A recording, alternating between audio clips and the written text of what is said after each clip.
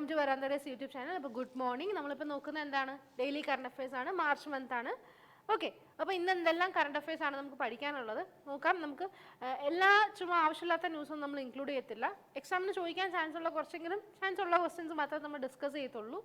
Okay, പിന്നീട് അതിന് മുന്നോട്ട് ഞാൻ പറയുവാണ്, നമ്മൾ വീഡിയോയ്ക്ക് അല്ലെങ്കിൽ വീഡിയോയിൽ എന്താ ഇമ്പോർട്ടൻറ്റ് ഡേയ്സ് ഇൻക്ലൂഡ് ചെയ്യുന്നില്ല. നമ്മളതൊരു മാസം ആകുമ്പം ആ ഒരു മാസത്ത് നടന്നിട്ടുള്ള ഇമ്പോർട്ടൻറ്റ് ഡേയ്സ് എല്ലാം ഒരുമിച്ച് കൺസോളിഡേറ്റഡ് ആയിട്ടുള്ള ഒരു വീഡിയോ ഇറക്കുന്നതായിരിക്കും. നിങ്ങൾക്കും പഠിക്കുന്ന നിങ്ങൾക്കും അതായിരിക്കും കുറച്ചുകൂടി ഈസി.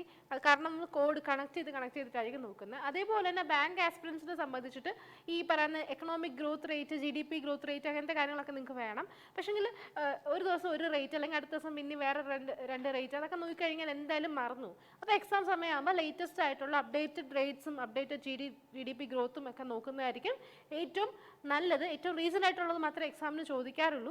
അപ്പോൾ അതെല്ലാം കൂടെ കൺക്ലൂഡ് ചെയ്തിട്ടുള്ള ഒരു കൺസോളിഡേറ്റഡ് വീഡിയോ നമ്മൾ ഇറക്കുന്നതായിരിക്കും. അതുകൊണ്ട് ഈ രണ്ട് ടോപ്പിക് അല്ലാതെ എക്സാമിന് ചോദിക്കാൻ ചാൻസ് ഉള്ള എല്ലാ ഏരിയയിലും കവർ ചെയ്തിട്ടുള്ള അല്ലെങ്കിൽ ചോദിക്കാൻ ചാൻസ് ഉള്ള മാക്സിമം നമ്മൾ ക്വസ്റ്റ്യൻസ് കവർ ചെയ്തിട്ടാണ് നമ്മൾ ഡെയിലി കറണ്ട് അഫയേഴ്സ് ഇടുന്നത്. അപ്പോൾ വീഡിയോ ഇഷ്ടമാണെങ്കിൽ നിങ്ങൾ ആദ്യം തന്നെ ഒരു ലൈക്ക് ചെയ്യുക. അപ്പോൾ നമുക്ക് ആദ്യത്തെ കണ്ടന്റ് എന്താണെന്ന് നോക്കാം. ഓക്കെ, അതായത് നമ്മുടെ ഒരു എനർജി എഫിഷ്യൻസിക്ക് റിലേറ്റ് ചെയ്തിട്ടുള്ള ഒരു ഇൻഡെക്സും അല്ലെങ്കിൽ സ്റ്റേറ്റ് എനർജി എഫിഷ്യൻസി ഇൻഡെക്സ് ആണ് ഈ റിലീസ് ചെയ്തിട്ടുണ്ടായിരുന്നു. അത് റിലേറ്റ് ചെയ്തിട്ടുള്ളൊരു കാര്യമാണ് നമ്മൾ നോക്കുന്നത്. ഓക്കെ, അപ്പോൾ ബ്യൂറോ ഓഫ് എനർജി എഫിഷ്യൻസിയുടെ 22ാമത്തെ ഫൗണ്ടേഷൻ ഡേ ആയിരുന്നു ഇപ്പോൾ മാർച്ച് 1 കഴിഞ്ഞത്. ഓക്കെ, മാർച്ച് 1 എന്തായിരുന്നു? 22ാമത്തെ ഫൗണ്ടേഷൻ ഡേ ആയിരുന്നു ബ്യൂറോ ഓഫ് എനർജി എഫിഷ്യൻസിയുടെ. അതായത് 2002 March 1 bureau of energy efficiency establish ചെയ്തിട്ടുണ്ടായിരുന്നത്. ഓക്കെ, അത് വന്നിട്ട് എനർജി കൺസർവേഷൻ ആക്ട് 2001 പ്രകാരമാണ് ഈ പറയുന്ന ഇങ്ങനൊരു ഓർഗനൈസേഷനൊക്കെ എസ്റ്റാബ്ലിഷ് ആയിട്ടുണ്ടായിരുന്നത്. അതിൻ്റെ 22ാമത്തെ ഫൗണ്ടേഷൻ ഡേ ആയിരുന്നു ലാസ്റ്റ് ഡേ ഇപ്പോൾ കഴിഞ്ഞിട്ടുണ്ടായിരുന്നത്. അപ്പോൾ അതിനോടനുബന്ധിച്ചിട്ട് തന്നെ സ്റ്റേറ്റ് എനർജി എഫിഷ്യൻസി ഇൻഡെക്സ് എന്ന് പറഞ്ഞിട്ടുള്ളൊരു ഇൻഡെക്സ് റിലീസ് ചെയ്തിട്ടുണ്ടായിരുന്നു. ഓക്കെ, ആ ഇൻഡെക്സ് പ്രകാരം ഓരോ സ്റ്റേറ്റിൻ്റെയും എനർജി ട്രാൻസിഷൻ അല്ലെങ്കിൽ എനർജി യൂട്ടിലൈസേഷൻ, എനർജി കൺസർവേഷൻ, ഇതെല്ലാം മാനദണ്ഡങ്ങളും നോക്കിയിട്ട് ഓരോ സ്റ്റേറ്റിന് ഓരോ റാങ്കിങ് കൊടുത്തിട്ടുണ്ടായിരുന്നു. ഓക്കെ, ഇനി ഈ പറയുന്ന റിലീസ് അല്ലെങ്കിൽ ഈ പറയുന്ന ഇൻഡെക്സിന്റെ തീം എന്താ നോക്കാം. എനർജി ട്രാൻസിഷൻ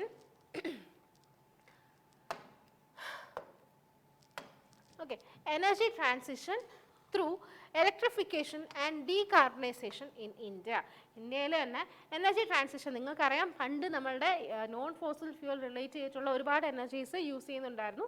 അപ്പോൾ എനർജി ട്രാൻസിഷൻ വേണം എന്നുള്ളത് ഒരു ഇമ്പോർട്ടൻ്റ് ആയിട്ടുള്ളൊരു കാര്യം ഉണ്ടായിരുന്നു. അപ്പം energy transition through electrification and എന്തായിരുന്നു ഡീകാർബണൈസേഷൻ എന്നുള്ള തീമോട് കൂടിയിട്ടായിരുന്നു ഈ പറയുന്ന റിലീസ് ഈ bureau of energy efficiency release ചെയ്തിട്ടുണ്ടായിരുന്നത്. ആ ഇൻഡെക്സിൻ്റെ പേരായിരുന്നു States energy efficiency index. Okay, ഇനി ഇതിൻ്റെ എയിം ഒക്കെ നമ്മൾ പറയും. എനർജി ഇൻറ്റൻസിറ്റി കാര്യങ്ങളൊക്കെ നമ്മുടെ ഇന്ത്യൻ എക്കണോമി ഗ്രോത്ത് ചെയ്യുന്ന രീതിയിൽ എനർജി ട്രാൻസിഷനും കാര്യങ്ങളൊക്കെ കൊണ്ടുവരുന്നത് ഇതിൻ്റെ മെയിൻ എയിം എന്ന് പറഞ്ഞിട്ടുണ്ടായിരുന്നത്. അപ്പോൾ അതാ നോക്കുക, ഇതായിരുന്നു സീൽ അഥവാ CII, സീലല്ല CEEI, സ്റ്റേറ്റ് എനർജി എഫിഷ്യൻസി ഇൻഡെക്സിൻ്റെ ഒരു മിനിസ്റ്റർ ഓഫ് പവർ ആണ് ഇത് റിലീസ് ചെയ്തിട്ടുണ്ടായിരുന്നത്. ഓക്കെ, അപ്പം ഇതിനെ പറ്റിയിട്ടുള്ള കാര്യങ്ങൾ നമുക്ക് നോക്കാം. ഓരോ സ്റ്റേറ്റിൻ്റെയും എനർജി എഫിഷ്യൻസിയും കാര്യങ്ങളും അതിനെ ബേസ് ചെയ്തിട്ട് ഓരോ പോയിന്റുകൾ കൊടുക്കുന്നുണ്ടായിരുന്നു.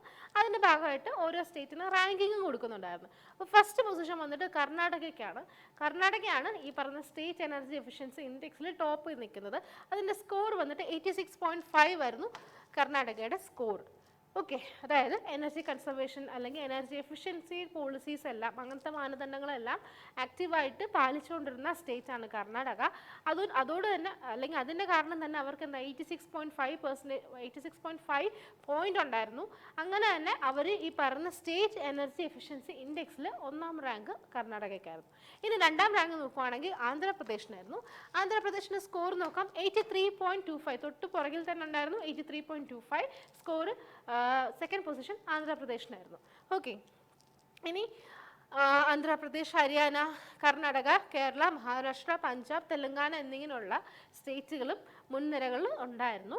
അതേപോലെ തന്നെ അച്ചീവർ കാറ്റഗറിയിൽ ഉത്തർപ്രദേശും ആസാമും ഉണ്ടായിരുന്നു.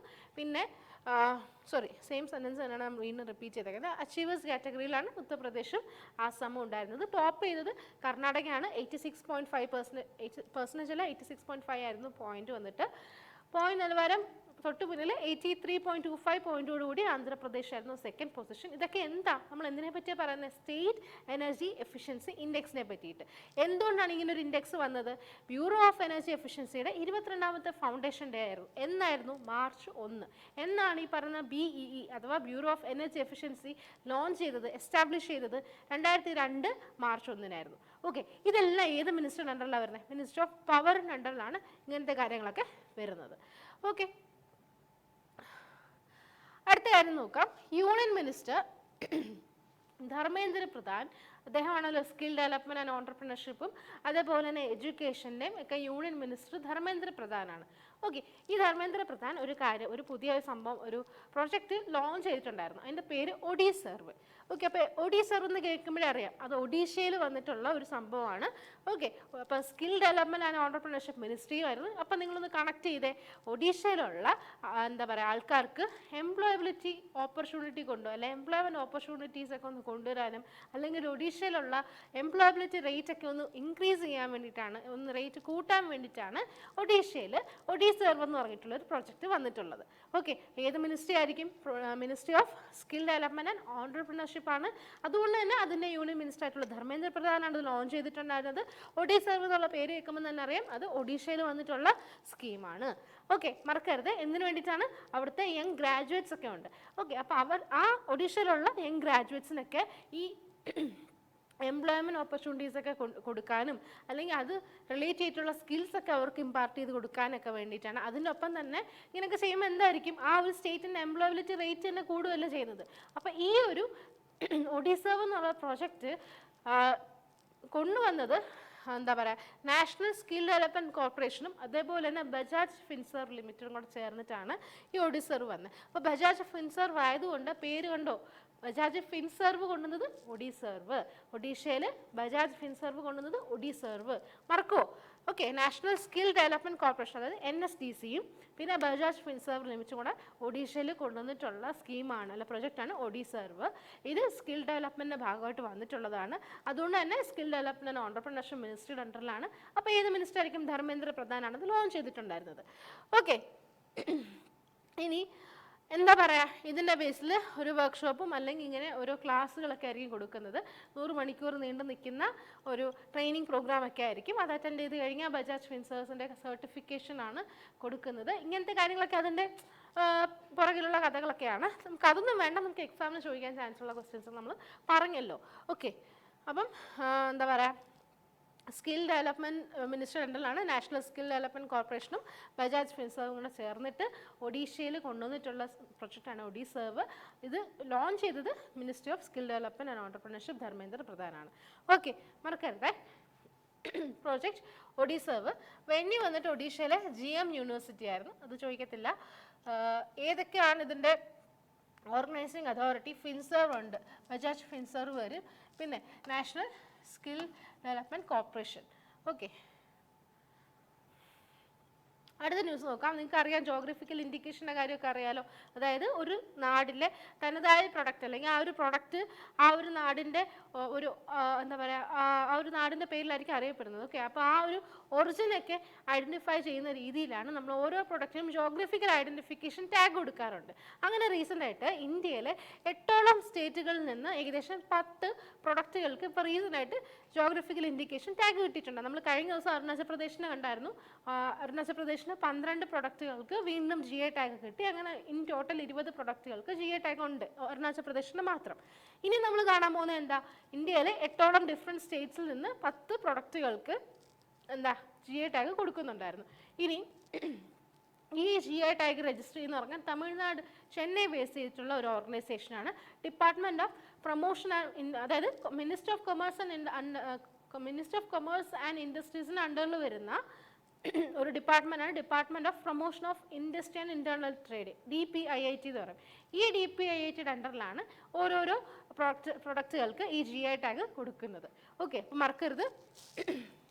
എന്താ, മിനിസ്ട്രി ഓഫ് കൊമേഴ്സ് ആൻഡ് ഇൻഡസ്ട്രിയുടെ അണ്ടറിൽ വരുന്നതാണ് DPIIT, department of promotion of industries and international trade. ഈ DPIIT എന്ന് പറഞ്ഞിട്ടുള്ള ഡിപ്പാർട്ട്മെൻറ്റാണ് GI ടാഗ് കൊടുക്കുന്നത്. അങ്ങനെ ഇന്ത്യയിലെ 8ഓളം ഡിഫറെൻറ്റ് സ്റ്റേറ്റ്സിൽ ഇപ്പം 10 പ്രൊഡക്റ്റുകൾക്ക് GI ടാഗ് ഇപ്പോൾ റീസെൻ്റായിട്ട് കൊടുക്കുന്നുണ്ട്. ഏതൊക്കെയാണെന്ന് നോക്കാം. ഇതാ ഒന്ന് ആസാമിൽ തന്നെ 2 പ്രൊഡക്റ്റുകളുണ്ട്. എന്താ, ഹാൻഡിക്രാഫ്റ്റ് ബേസ് ചെയ്തിട്ടുള്ളതാണ്. ഒന്ന് മജു മാസ്കും പിന്നെ അതുപോലെ ആസാം മജുലി മാനുസ്ക്രിപ്റ്റ് പെയിൻറ്റിങ്ങും. ഇത് രണ്ടും ഹാൻഡിക്രാഫ്റ്റ് പ്രൊഡക്റ്റുകളാണ്. അപ്പം ആസാമിൻ്റെ എന്തൊക്കെയാണ്, മജുലി മാസ്കും ആസാം മജുലി മാനുസ്ക്രിപ്റ്റുമാണ്, പെയിൻറ്റിംഗ് ആണ്. ഓക്കെ, അടുത്ത ഗുജറാത്തിന് വീണ്ടും 2 ഉണ്ട്. അംബാജി വൈറ്റ് മാർബിളും അതുപോലെ തന്നെ കച്ച് റോഗൻ ക്രാഫ്റ്റും. ഓക്കെ, ഈ അംബാജി വൈറ്റ് മാർബിൾ എന്ന് പറഞ്ഞാൽ നാച്ചുറൽ ഗുഡ്സും ടെക്സ്റ്റൈലിനകത്ത് വരുന്നതാണ് കച്ച് റോഗൻ ക്രാഫ്റ്റും. ഇത് രണ്ടും ഗുജറാത്തിൻ്റെയാണ്. ഇനി അടുത്തൊരു ഹാൻഡിക്രാഫ്റ്റ് ഉണ്ട് ഒഡീഷയുടെ, കട്ടക് സിൽവർ ഫിലിഗ്രി എന്ന് പറഞ്ഞാൽ അല്ലെങ്കിൽ ചണ്ഡി ടാരക്കാസി എന്ന് പറയും. ഓക്കെ, അടുത്തത് ടെക്സ്റ്റൈലാണ്. ആന്ധ്രാപ്രദേശിൻ്റെ നരസാപൂർ ക്രോഷറ്റ് ലേസ് പ്രൊഡക്റ്റും മധ്യപ്രദേശിൻ്റെ രത്ലം റിയാവൻ ലസൂൺ അഥവാ ഗാർലിക്, ഒരു ഗാർലിക്കാണ്, വെളുത്തുള്ളിയാണ് അഗ്രികൾച്ചർ സെക്ടേഴ്സിനാണ് വരുന്നത്. അടുത്ത തെലങ്കാനയുടെ ഹാൻഡിക്രാഫ്റ്റ് പ്രൊഡക്റ്റായ ഹൈദരാബാദ് ലാക്ക് ബാംഗിൾസും ടെക്സ്റ്റൈലിനകത്ത് ത്രിപുരയുടെ ത്രിപുര റിസ ടെക്സ്റ്റൈൽസും പിന്നീട് ലാസ്റ്റ് ടെക്സ്റ്റൈലിനകത്ത് തന്നെ വെസ്റ്റ് ബംഗാളിൻ്റെ ബംഗാൾ മുസ്ലിനും. ഇത്രയും പ്രൊഡക്റ്റുകൾ, അതായത് 8 സ്റ്റേറ്റിൽ നിന്ന് 10ഓളം പ്രൊഡക്റ്റുകൾക്കാണ് ഇപ്പോൾ റീസെൻ്റായിട്ട് GI ടാഗ് കിട്ടിയിട്ടുള്ളത്. ഈ GI ടാഗ് എന്ന് പറഞ്ഞാൽ SSCക്കും റെയിൽവേക്കുമാണ് ഏറ്റവും ഇമ്പോർട്ടൻ്റ് ആയിട്ട് ചോദിക്കുന്നത്. ബാങ്കിന് അത്രയും ചോദിച്ചില്ല, SSC റെയിൽവേ ആണ് ഇത് കൂടുതലും സ്ട്രെസ് ചെയ്ത് പഠിക്കേണ്ടത്. ഓക്കെ, അടുത്തത് നമ്മുടെ യൂണിയൻ മിനിസ്റ്റർ ആയിട്ടുള്ള, അതായത് കൺസ്യൂമർ അഫയേഴ്സിൻ്റെ യൂണിയൻ മിനിസ്റ്റർ ആയിട്ടുള്ള പീയൂഷ് ഗോയൽ ഇപ്പോൾ റീസെൻ്റായിട്ട് ഈ കിസാൻ ഉപാർജൻ നിധി എന്ന് പറഞ്ഞിട്ടുള്ള ഒരു സ്കീം ലോഞ്ച് ചെയ്തിട്ടുണ്ടായിരുന്നു. അപ്പം എന്താ, ഉപാർജൻ നിധി കിസാൻ റിലേറ്റ് ചെയ്തിട്ടാണ്. അപ്പോൾ എന്തായിരിക്കും, അഗ്രികൾച്ചർ ഫാമേഴ്സിനെ ബേസ് ചെയ്തിട്ടുള്ള, ഫാമേഴ്സിനെ ബെനിഫിറ്റ് ചെയ്യുന്ന, ഫാമേഴ്സ് ആയിരിക്കും ഇതിൻ്റെ ബെനിഫിഷ്യറീസ് എന്ന് പറയുന്നത്. ഓക്കെ, അപ്പോൾ ഈ കിസാൻ എന്ന് പറയുമ്പോൾ ഫാമേഴ്സ് ആയിരിക്കും ബെനിഫിഷ്യറീസ്. ഉപാർജൻ നിധി എന്ന് പറഞ്ഞു കഴിഞ്ഞാൽ നമ്മൾ എന്താണ് ഈ സ്കീം കൊണ്ട് ഉദ്ദേശിക്കുന്നത് വെച്ചാൽ, പോസ്റ്റ് ഹാർവെസ്റ്റിംഗ്, അതായത് നമ്മൾ വിളവെടുപ്പിന് ശേഷം ഇൻ കേസ് ഈ ഹാർവെസ്റ്റിംഗ് അവർക്ക് ലോസ് ആണ്, ഫാർമേഴ്സിന് നഷ്ടമാണ് സംഭവിച്ചതെങ്കിൽ എന്ത് ചെയ്യും, അവർക്ക് ഫിനാൻഷ്യൽ സപ്പോർട്ട് കൊടുക്കണമല്ലോ. അപ്പം ആ ഒരു പോസ്റ്റ് ഹാർവെസ്റ്റിംഗ് ഫിനാൻഷ്യൽ സപ്പോർട്ടാണ് ഈ പറയുന്ന ഉപാർജൻ നിധി അഥവാ ഈ കിസാൻ ഉപാർജൻ നിധി കൊണ്ട് ഉദ്ദേശിക്കുന്നത്. ഓക്കെ, ക്ലിയർ ആണോ? അതായത് ഹാർവെസ്റ്റിംഗ് സമയത്തോ അല്ല, അഗ്രികൾച്ചർ ക്രോപ്പിംഗ് സമയത്തല്ല, പോസ്റ്റ് ഹാർവെസ്റ്റ് സമയത്ത് കൃഷി വിളവെടുപ്പിന് ശേഷം നഷ്ടമാണ് സംഭവിച്ചതെങ്കിൽ എന്താ, അവർക്ക് ഫിനാൻഷ്യലി നഷ്ടം സംഭവിച്ചെങ്കിൽ ഫിനാൻഷ്യൽ സപ്പോർട്ട് കൊടുക്കാൻ ഗവൺമെൻറ് ബാധ്യസ്ഥരാണ്. അപ്പോൾ അതിന് വേണ്ടിയിട്ട് ഈ പോസ്റ്റ് ഹാർവെസ്റ്റിംഗ് ഫിനാൻഷ്യൽ സപ്പോർട്ടാണ് ഈ പറയുന്ന ഈ കിസാൻ ഉപാർജൻ നിധി എന്നുള്ള സ്കീം കൊണ്ട് ഉദ്ദേശിക്കുന്നത്. അത് ലോഞ്ച് ചെയ്തത് വന്നിട്ട് minister of consumer affairs, food and public ഡിസ്ട്രിബ്യൂഷൻ്റെ യൂണിയൻ മിനിസ്റ്റർ ആയിട്ടുള്ള പീയൂഷ് ഗോയലാണ്.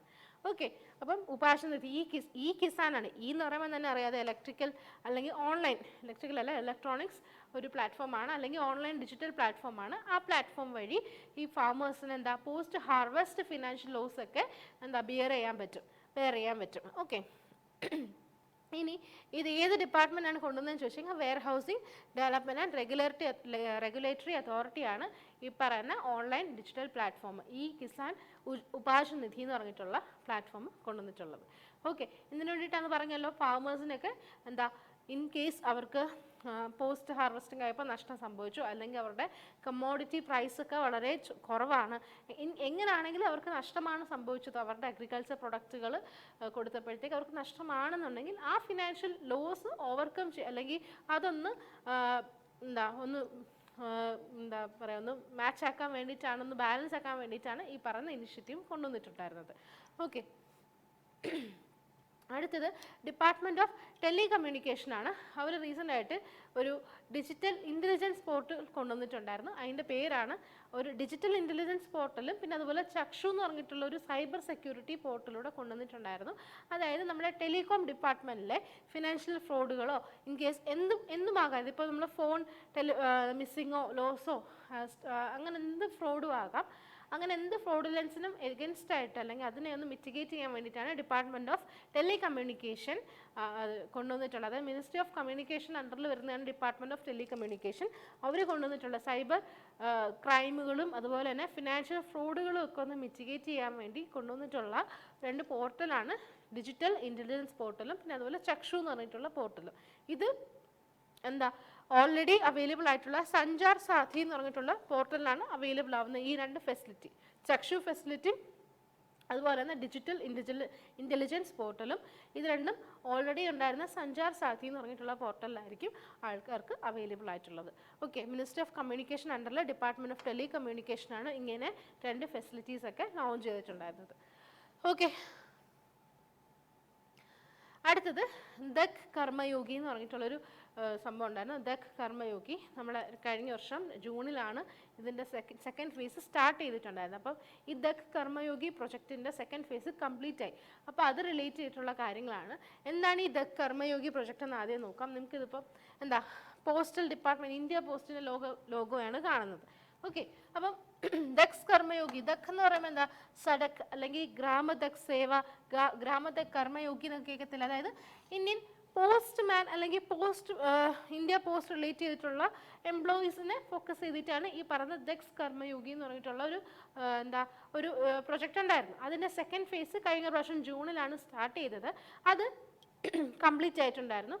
അപ്പോൾ അതിനോടനുബന്ധിച്ചിട്ട് തന്നെ മിനിസ്റ്റർ ഓഫ് സ്റ്റേറ്റ് ഈ പറയുന്ന മിനിസ്റ്റർ ഓഫ് കമ്മ്യൂണിക്കേഷൻ്റെ മിനിസ്റ്റർ ഓഫ് സ്റ്റേറ്റ് ആയിട്ടുള്ള ദേവു സിംഗ് ചൗഹാനാണ് ഇതിനോടനുബന്ധിച്ചിട്ട് തന്നെ 25 പുതിയ കോഴ്സുകൾ ലോഞ്ച് ചെയ്തിട്ടുണ്ടായിരുന്നു. ഓക്കെ, എന്താണ് ദക് കർമ്മയോഗി പ്രൊജക്റ്റിൻ്റെ സെക്കൻഡ് ഫേസ് കംപ്ലീറ്റ് ആയിട്ടുണ്ടായിരുന്നു. അപ്പോൾ ഇത് ഇന്ത്യ പോസ്റ്റ് അല്ലേ, അപ്പോൾ മിനിസ്ട്രി ഓഫ് കമ്മ്യൂണിക്കേഷൻ്റെ യൂണിയൻ മിനിസ്റ്റർ അല്ല, യൂണിയൻ മിനിസ്റ്റർ ഓഫ് സ്റ്റേറ്റ് ആണ് അദ്ദേഹം, ദേവു സിംഗ് ചൗഹാനാണ്. അദ്ദേഹം ഇതിനോടനുബന്ധിച്ചിട്ട് ഒരു 25ഓളം പുതിയ കോഴ്സുകൾ ലോഞ്ച് ചെയ്തിട്ടുണ്ടായിരുന്നു. അതാണ് ഈ ന്യൂസിനകത്ത് പറയുന്നത്. അതായത് ദക് സേവക് ഉണ്ട്, അല്ലെങ്കിൽ പോസ്റ്റൽ ഡിപ്പാർട്ട്മെൻറ്റ് എംപ്ലോയീസ് ഒക്കെ ഉണ്ട്. അപ്പോൾ അവർക്ക് വേണ്ടിയിട്ട് ഒരു ലേണിംഗ് പ്ലാറ്റ്ഫോമാണ് ഈ ദക് കർമ്മയോഗി പ്രൊജക്റ്റ് കൊണ്ട് ഉദ്ദേശിക്കുന്നത്. ആ ലേണിംഗ് പ്ലാറ്റ്ഫോമിൻ്റെ എന്താ പറയുക, അതിലൂടെ ഒരുപാട് കോഴ്സുകളൊക്കെ കൊടുക്കുന്നുണ്ട്. അതിൻ്റെ സെക്കൻഡ് ഫേസാണ് ഇപ്പോൾ റീസെൻ്റായിട്ട് കംപ്ലീറ്റ് ആയിട്ടുള്ളത്. ഇനി അതേപോലെ തന്നെ 25 പുതിയ കോഴ്സുകളും അദ്ദേഹം ലോഞ്ച് ചെയ്തിട്ടുണ്ടായിരുന്നു. ഇതാണ് ആ ന്യൂസിനകത്ത് പറയുന്നത്. ഓക്കെ, ക്ലിയർ അല്ലേ? ഇത് സ്റ്റാർട്ട് ചെയ്തത് 2023 ജൂണിലാണ്. ഓക്കെ, ഇപ്പോൾ മാർച്ച് ആയപ്പോൾ അത് കംപ്ലീറ്റ് ആയി. അപ്പോൾ എത്ര പുതിയ കോഴ്സുകളാണ് ഇതിനോടനുബന്ധിച്ച് വന്നിട്ടുള്ള 25 പുതിയ കോഴ്സുകളാണ്. ഓക്കെ, എല്ലാ കേസിലും യൂണിയൻ മിനിസ്റ്റേഴ്സാണ് ചെയ്യുന്നത്. ഇത് മിനിസ്റ്റർ ഓഫ് സ്റ്റേറ്റ് ആണ് വന്നിട്ടുള്ളത്. അപ്പോൾ അങ്ങനത്തെ വരുമ്പോൾ മാത്രം ആ മിനിസ്റ്റർ ഓഫ് സ്റ്റേറ്റ് ഒന്ന് പഠിച്ചിരിക്കുക, അല്ലാതെ എല്ലാ മിനിസ്റ്ററിനെയും മിനിസ്റ്റർ ഓഫ് സ്റ്റേറ്റ് അറിഞ്ഞിരിക്കേണ്ട ആവശ്യമില്ല. ഓക്കെ, അടുത്തത് വേൾഡ് ബാങ്കിന് തന്നെ വുമൻ ബിസിനസ് ആൻഡ് ലോ എന്ന് പറഞ്ഞിട്ടുള്ള ഒരു ഇൻഡെക്സ് ഉണ്ട്. അതായത് നമ്മുടെ രാജ്യം എന്നല്ല, വേൾഡ് ബാങ്ക് കണ്ടക്ട് ചെയ്യുന്നതാണ്. അതായത് ഓരോരോ രാജ്യങ്ങളിലും സ്ത്രീകളുടെയും പുരുഷന്മാരുടെയും അവകാശങ്ങൾ, ഇപ്പം പുരുഷന്മാരുടെ അത്രയും അവകാശങ്ങൾ സ്ത്രീകൾക്കുണ്ടോ, അല്ലെങ്കിൽ ലോ ഇക്വൽ ആണോ, ഇക്വിറ്റി ഉണ്ടോ എന്നിങ്ങനെയുള്ള ബിസിനസ് റിലേറ്റഡ് ആയിട്ടുള്ളതോ, അല്ലെങ്കിൽ ലോജിസ്റ്റിക് അല്ല, ലോ റിലേറ്റഡ് അങ്ങനത്തെ എല്ലാ സെക്ടേഴ്സിലും ഇക്വാളിറ്റി ഉണ്ടോ, അല്ലെങ്കിൽ ആണുങ്ങൾക്ക് പുരുഷന്മാർക്ക് കിട്ടുന്ന അത്രയും ഫ്രീഡം അല്ലെങ്കിൽ അവർക്ക് കിട്ടുന്ന ലീഗൽ റൈറ്റ്സുകൾ അത്രയും തന്നെ സ്ത്രീകൾക്ക് ഉണ്ടോ എന്നിങ്ങനെയുള്ള കാര്യങ്ങൾ അളക്കാൻ വേണ്ടിയിട്ട് അല്ലെങ്കിൽ അനലൈസ് ചെയ്യാൻ വേണ്ടിയിട്ടാണ് വേൾഡ് ബാങ്ക് ഈ പറഞ്ഞ Women Business and the Law എന്ന് പറയുന്നുള്ളൊരു ഇൻഡെക്സ് ലോഞ്ച് ചെയ്തിട്ടുണ്ടാകുന്നത്. അതിൽ ഇന്ത്യയുടെ റാങ്കിങ് നോക്കാം. 190 രാജ്യങ്ങളാണ് ഇതിനകത്ത് പാർട്ടിസിപ്പേറ്റ് ചെയ്യുന്നത്. അതിൽ ഇന്ത്യയുടെ റാങ്ക് വന്നിട്ട് 113 ക്ലിയർ ആണോ? എത്രയാണ്? 190 രാജ്യങ്ങളിൽ ഇന്ത്യയുടെ റാങ്ക് 113ാമത്തെ റാങ്കാണ്. ഇന്ത്യയുടെ സ്കോർ വന്നിട്ട് 74.4% സ്കോറാണ് ഇന്ത്യക്ക് കിട്ടിയിട്ടുള്ളത്. അപ്പോൾ അതിനകത്ത് തന്നെ നിങ്ങൾക്ക് ഇന്ന് മനസ്സിലാവും, ഈ പറയുന്ന ഇന്ത്യയിൽ ആണുങ്ങൾക്ക് പുരുഷന്മാർക്ക് കൊടുക്കുന്ന ലീഗൽ റൈറ്റ്സിൽ 60% മാത്രമേ സ്ത്രീകൾക്കും ഈക്വലായിട്ട് കിട്ടുന്നുള്ളൂ. അതായത് നമ്മുടെ ഗ്ലോബൽ ആവറേജ് നോക്കുവാണെങ്കിൽ 64.2% ആണ് സ്ത്രീകൾക്ക് കിട്ടുന്നത്. ഓക്കെ, ഇന്ത്യയിലെ ആണുങ്ങൾക്ക് അവൈലബിൾ ആയിട്ടുള്ള ലീഗൽ റൈറ്റ്സിൽ നിന്ന് ഏകദേശം 60% മാത്രമേ ഈക്വലായിട്ടും സെയിം അവകാശങ്ങൾ സ്ത്രീകൾക്കും കിട്ടുന്നുള്ളൂ. ഓക്കെ, അപ്പം അത് ഗ്ലോബലി നോക്കുവാണെങ്കിൽ 64.2% മാത്രമേ സ്ത്രീകൾക്ക് കിട്ടുന്നുള്ളൂ. ഇന്ത്യയുടെ ഈ പറയുന്ന ഇൻഡെക്സിൽ ഇന്ത്യയുടെ സ്കോർ വന്നിട്ട് 74.4% ആണ്. ഇത് ആരാണ് ഈ ഇൻഡെക്സ് കണ്ടക്ട് ചെയ്യുന്നത്, റിലീസ് ചെയ്യുന്നത്? വേൾഡ് ബാങ്ക് ആണ്. അങ്ങനെ 10ാമത്തെ എഡിഷനാണ് ഇപ്പോൾ റീസെൻ്റായിട്ട് നടന്നിട്ടുണ്ട്, 2024 റിലീസ് ചെയ്തിട്ടുണ്ടായിരുന്നത്. ഇൻഡെക്സിൻ്റെ പേരാണ് Women Business and the Law എന്ന് പറഞ്ഞിട്ടുള്ളൊരു ഇൻഡെക്സ് ആണ്. വേൾഡ് ബാങ്ക് ആണ്, 10ാമത്തെ എഡിഷനാണ്. ഇന്ത്യയുടെ റാങ്ക് വന്നിട്ട് 113 മൊത്തത്തിൽ 190 രാജ്യങ്ങൾ പാർട്ടിസിപ്പേറ്റ് ചെയ്യുന്നതാണ്. സ്കോർ വന്നിട്ട് 74.4% ആണ്. Okay, Women Business and the Law 2024, ഇത് ഓർഗനൈസിംഗ് ബോഡി വേൾഡ് ബാങ്ക് ആണ്. ഓക്കെ, അടുത്തത് വെസ്റ്റ് ബംഗാൾ അല്ല, വേൾഡ് ബാങ്ക്. വീണ്ടും വേൾഡ് ബാങ്കിൻ്റെ ന്യൂസ് തന്നെയാണ്. ആസാമിൻ്റെ കണക്ടിവിറ്റി, ട്രാൻസ്പോർട്ടേഷനും കണക്ടിവിറ്റിയും കാര്യങ്ങളൊക്കെ ഒന്ന്, അതായത് റെസീലിയൻ റൂറൽ ബ്രിഡ്ജുകളൊക്കെ കൊണ്ടുവരാൻ വേണ്ടിയിട്ട് ആസാമിൽ ഒരു പ്രോഗ്രാം വരുന്നുണ്ട്. ഓക്കെ, ആസാമിൽ തന്നെ റെസീലിയൻ ട്രാൻസ്പോർട്ടേഷന് വേണ്ടി, അല്ലെ റെസീലിയൻ ബ്രിഡ്ജസിന് വേണ്ടിയിട്ട് വേൾഡ് ബാങ്കാണ് ഫിനാൻഷ്യൽ സപ്പോർട്ട് കൊടുക്കുന്നത്. അപ്പോൾ എത്ര USD ആണെന്ന് നോക്കാം. 452 മില്യൺ USDയുടെ ലോണാണ് വേൾഡ് ബാങ്ക് ആസാമിന് വേണ്ടി മാത്രം കൊടുക്കുന്നത്. എന്തിനു വേണ്ടിയിട്ടാണ്? ആസാമിലെ കണക്ടിവിറ്റിയൊക്കെ ഒന്ന് ബൂസ്റ്റ് ചെയ്യാൻ വേണ്ടിയിട്ടാണ് ഈ 452 million US$ loan world bank ആസാമിന് കൊടുക്കുന്നത്. ഓക്കെ, എന്തിനു വേണ്ടിയിട്ടാണ്? ആസാമിലുള്ള റൂറൽ ഏരിയാസിൽ താമസിക്കുന്ന ആൾക്കാരുടെ ലൈവ്ലിഹുഡ് ഇംപ്രൂവ് ചെയ്യാൻ വേണ്ടിയിട്ട്, അല്ലെങ്കിൽ അവരുടെ കണക്ടിവിറ്റീസ് ഒക്കെ ഒന്ന് ഇംപ്രൂവ് ചെയ്യാൻ വേണ്ടിയിട്ടാണ് വേൾഡ് ബാങ്കും ആസാമും കൂടെ ചേർന്നിട്ട് ഇങ്ങനൊരു ലോൺ. ഓക്കെ, ആസാമിന് ലോൺ കൊടുക്കുന്ന ആരാണ്? വേൾഡ് ബാങ്കാണ്. എത്രയാണ്? 452 മില്യൺ USD-യുടെയാണ്. ഓക്കെ, മറക്കരുതേ, പടം ഓർത്തിരിക്കുക. വേൾഡ് ബാങ്ക് ഉണ്ട്, ആസാമുണ്ട്. ഓക്കെ, അവിടുത്തെ റൂറൽ ഏരിയാസിൽ താമസിക്കുന്ന ആൾക്കാർക്ക് ഏകദേശം 1739 വില്ലേജസിലുള്ള ആൾക്കാരുടെ റോഡ്സ് ആൻഡ് ബ്രിഡ്ജ് കാര്യങ്ങളൊക്കെ ഒന്ന് ഡെവലപ്പ് ചെയ്യുക. അതായത് അവിടുത്തെ കണക്ടിവിറ്റിയൊക്കെ ഒന്ന് ബൂസ്റ്റ് ചെയ്യുക. ഓക്കെ, റൂറൽ റോഡുകൾ, റൂറൽ ബ്രിഡ്ജുകളൊക്കെ ഉണ്ട്. അവിടെ താമസിക്കുന്ന ആൾക്കാരുടെ കണക്ടിവിറ്റി, റെസീലിയൻ്റ് ആയിട്ടുള്ള കണക്ടിവിറ്റി പ്രൊവൈഡ് ചെയ്യാൻ വേണ്ടിയിട്ടാണ് ഇങ്ങനെ ആസാമിലൊരു ഡെവലപ്മെൻറ്റ് പ്രോജക്റ്റ് വരുന്നത്. അപ്പോൾ അതിന് പൈസ വേണമല്ലോ. ആ പൈസ ആരായിരിക്കും കൊടുക്കുന്നത്? വേൾഡ് ബാങ്കാണ് കൊടുക്കുന്നത്. എത്രയാണ് ടോട്ടൽ എമൗണ്ട് എന്ന് പറഞ്ഞാൽ 452 മില്യൺ USD ആണ് വേൾഡ് ബാങ്ക് ആസാമിന് കൊടുക്കുന്നത്. ഓക്കെ അല്ലേ? അടുത്ത് നോക്കാം, REC. ഓക്കെ, REC എന്ന് പറഞ്ഞു കഴിഞ്ഞാൽ എന്താ? നമ്മുടെ റൂറൽ ഇലക്ട്രിഫിക്കേഷൻ കോർപ്പറേഷൻ എന്ന് പറയാം. ഓക്കെ, REC ലിമിറ്റഡും ഇപ്പോൾ റീസെൻ്റായിട്ട് യൂണിസെഡ് എന്ന് പറയും. UNISED, unit of science and educational development. Unit of science and educational ഡെവലപ്മെൻറ്റും അതേപോലെ തന്നെ REC ലിമിറ്റഡും കൂടെ ചേർന്നിട്ട് എന്ത് ചെയ്തു? കുട്ടികളുടെ എഡ്യൂക്കേഷന് വേണ്ടിയിട്ട് കുറച്ച് ഫിനാൻഷ്യൽ സപ്പോർട്ട് കൊടുക്കുന്നുണ്ട്. അതായത് എല്ലാ സ്റ്റേറ്റിലും അല്ല, ഇന്ത്യയിൽ തന്നെ UPയിലെ സിദ്ധാർത്ഥ നഗർ എന്ന് പറഞ്ഞിട്ടുള്ള ഡിസ്ട്രിക്റ്റിൽ, UPയിലെ സിദ്ധാർത്ഥ നഗർ എന്ന് പറഞ്ഞ ഡിസ്ട്രിക്റ്റിലെ ഏകദേശം 75,500ഓളം കുട്ടികളുണ്ട്. ഓക്കെ, അവരുടെ എഡ്യൂക്കേഷന് വേണ്ടിയിട്ടുള്ള ഫിനാൻഷ്യൽ സപ്പോർട്ടാണ് യൂണിസെഡും REC ലിമിറ്റഡും കൂടെ ചേർന്നിട്ട് കണ്ടക്ട് ചെയ്യുന്നത്. അല്ലെങ്കിൽ REC ലിമിറ്റഡും യൂണിസെഡും കൂടെ പാർട്ട്ണർഷിപ്പ് വന്നിട്ടുണ്ട്. എന്തിനു വേണ്ടിയാണ്? UPയിലെ സിദ്ധാർത്ഥ നഗർ എന്ന് പറഞ്ഞിട്ടുള്ള ഡിസ്ട്രിക്റ്റിലെ കുട്ടികളുടെ എഡ്യൂക്കേഷൻ കാര്യങ്ങളൊക്കെ ഒന്ന് സപ്പോർട്ട് ചെയ്യാൻ വേണ്ടിയിട്ടാണ് ഇങ്ങനൊരു പാർട്ട്ണർഷിപ്പ്. ക്ലിയർ അല്ലേ? ഓക്കെ, അപ്പോൾ REC ഇപ്പോൾ റീസെൻ്റായിട്ട് അല്ലെങ്കിൽ നിലവിൽ ₹9.91 crore ഫിനാൻഷ്യൽ സപ്പോർട്ട്, കുട്ടികളുടെ എഡ്യൂക്കേഷന് വേണ്ടിയിട്ട് മാത്രം തന്നെ 9.91 crore ഫിനാൻഷ്യൽ സപ്പോർട്ടാണ് ഇതുവരേക്കും REC ചെയ്യുന്നത്. ഇനി ഇപ്പോൾ പുതുതായിട്ട് വരുന്ന എന്താണ്? 75,500ഓളം കുട്ടികളുടെ എഡ്യൂക്കേഷൻ റിലേറ്റ് ചെയ്തിട്ടുള്ള ഫിനാൻഷ്യൽ സപ്പോർട്ടാണ് REC ലിമിറ്റഡും യൂണിസെഡും കൂടെ ചേർന്നിട്ട് നടത്തുന്നത്. അപ്പോൾ ഓർത്തിരിക്കുക, സ്ഥലം എവിടെയാണ്? UPയിലെ സിദ്ധാർത്ഥ നഗർ എന്ന് പറഞ്ഞിട്ടുള്ള ജില്ലയിലെ 75,500ഓളം കുട്ടികളുടെ എഡ്യൂക്കേഷന് വേണ്ടിയിട്ടാണ് അവരുടെ പാർട്ട്ണർഷിപ്പ്. ഓക്കെ, RECയും യൂണിസെഡും MOU അല്ലെങ്കിൽ എഗ്രിമെൻറ്റ് സൈൻ ചെയ്തു for education in Siddhartha Nagar UP. Okay, അടുത്തത് GDP ഗ്രോത്ത് ആണ്. ജസ്റ്റ് മൂഡി GDP ഗ്രോത്ത് നോക്കാം. മൂഡി എന്ന് പറയുന്നത് ഒരു ഗ്ലോബൽ ക്രെഡിറ്റ് റേറ്റിംഗ് ഏജൻസിയാണ്. അവർ കൂടെ ഇങ്ങനെ ഓരോ റേറ്റിംഗ്, ഗ്ലോബൽ GDP റേറ്റും അതുപോലെ എക്കണോമിക് ഗ്രോത്ത് റേറ്റൊക്കെ അവർ റിലീസ് ചെയ്യാറുണ്ട്. അപ്പോൾ ഇന്ത്യയുടെ GDP ഗ്രോത്ത് അവർ 2024 പ്രഡിക്റ്റ് ചെയ്തിട്ടുണ്ടായിരുന്നു.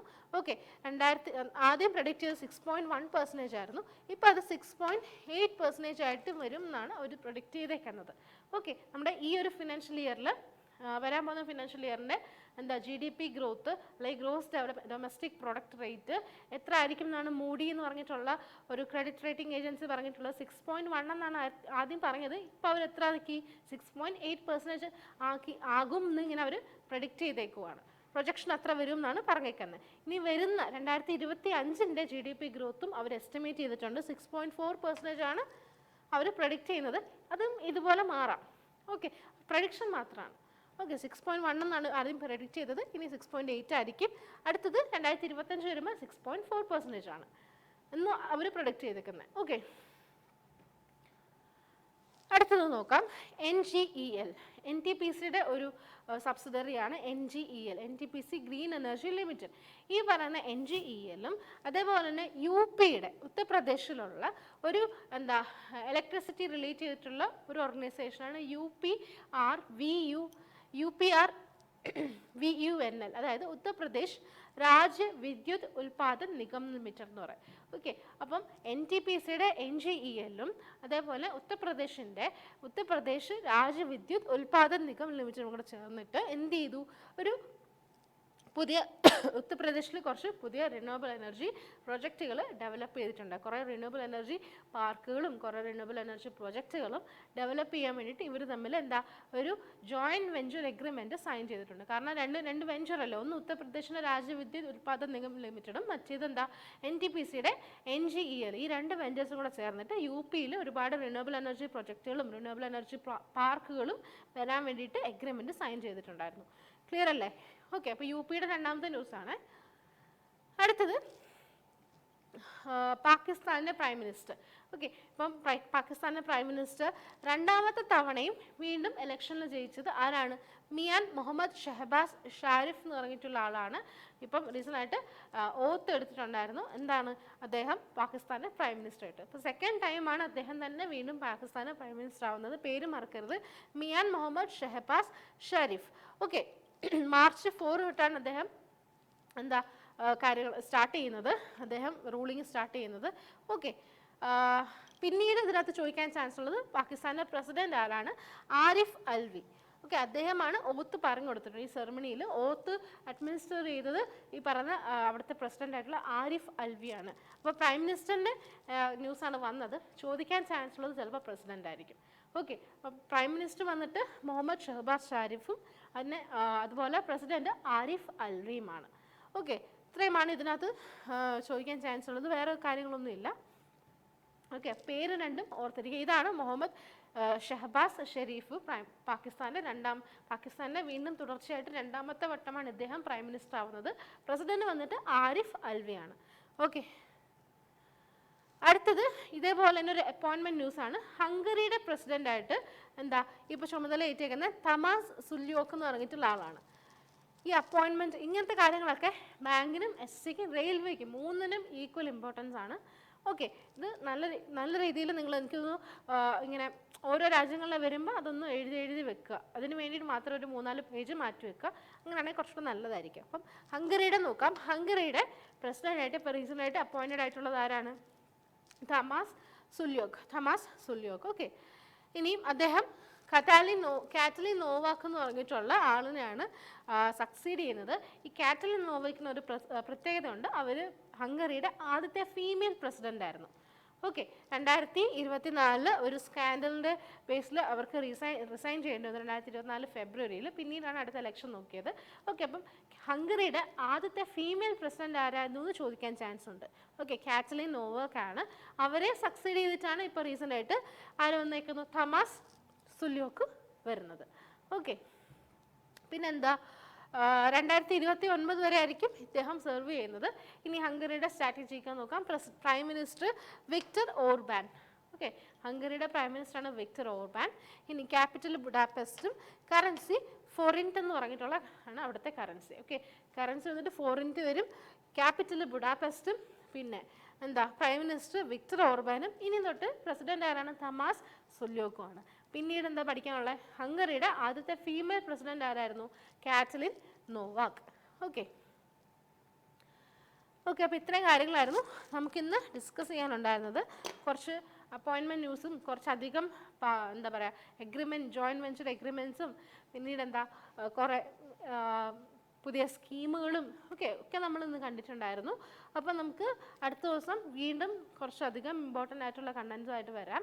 അപ്പോൾ ഡെയിലി കറണ്ട് അഫയേഴ്സ് നിങ്ങൾ സ്കിപ്പ് ചെയ്യാതെ തന്നെ പഠിക്കുക. നിങ്ങൾക്ക് ഏത് എക്സാമിനാണേലും ചോദിക്കുന്നതാണ്. ഏറ്റവും കുറവ് 10 മാർക്കിനെങ്കിലും കറണ്ട് അഫയേഴ്സ് ചോദിക്കുന്നതാണ്.